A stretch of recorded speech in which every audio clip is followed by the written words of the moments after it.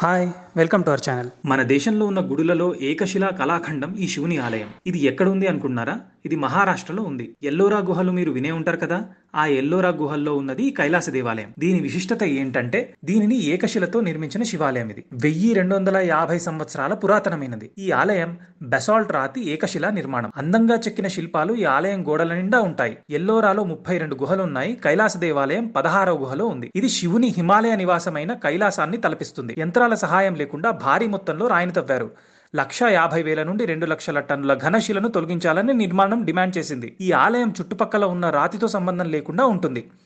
ఇంటా బయట లెక్కలేనన్న చెక్కడాలు ఉన్నాయి. ప్రధాన మండపానికి 16 స్తంభాలు ఉన్నాయి.